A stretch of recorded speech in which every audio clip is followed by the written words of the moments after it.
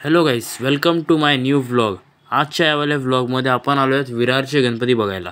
चॅनलवरती जर नवीन असतील तर चॅनलला सबस्क्राईब करा आणि व्हिडिओ लाईक नक्कीच करा।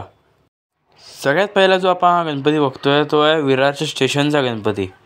त्याच्यानंतर आपण बाकी सगळे गणपती पण बघायला जाणार आहे आणि मी विसर्जनचा व्लॉग टाकणार आहे, तो आपण नक्कीच बघा। म्हणजे मी टाकला आहे यूट्यूबवरती, तो आपण बघा विसर्जनचा व्लॉग। आता आपण बघूया पुढचा गणपती।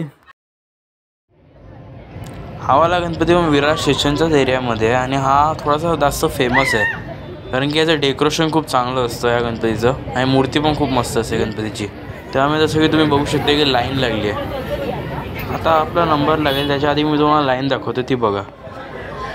आता मंडपाच्या आतमध्ये आलो आहे, जसं की तुम्ही बघू शकता किती मस्त डेकोरेशन आहे इकडे आणि आतमध्ये AC पण आहे आणि गरम पण नाही होते। हे बघा, मी तुम्हाला बोललो होतो ना इकडचं डेकोरेशन खूप चांगलं असतं। यावेळेस पण किती चांगलं डेकोरेशन केलं आहे आणि मी आवाजाला थोडं म्यूट केलं आहे कारण की कॉपीराईट लागतो, म्हणून आवाजाला म्यूट केलं, फक्त माझाच आवाज टाकला आहे। खूप चांगलं डेकोरेशन आहे आणि गणपतीची मूर्ती पण मस्त आहे।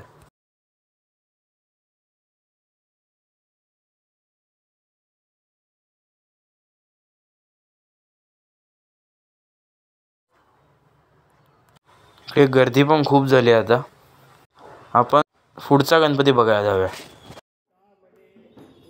गेल्या गणपतीचं आम्ही दर्शन घेऊन आता दुसऱ्याकडे आलो आहे। आम्ही विराटनगरच्या गणपतीला बघायला आलो आहे।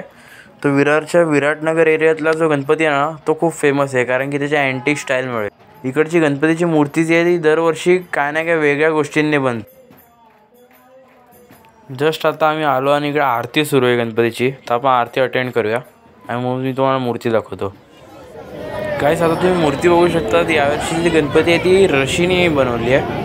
जे आपण रशी घरात यूज करतो त्यावेळेला रशांनी बनवली। आय होप की तुम्हाला हा वाला व्लॉग आवडला असेल तर चॅनलला सबस्क्राईब नक्कीच करा आणि या व्हिडिओला लाईक नक्की करा।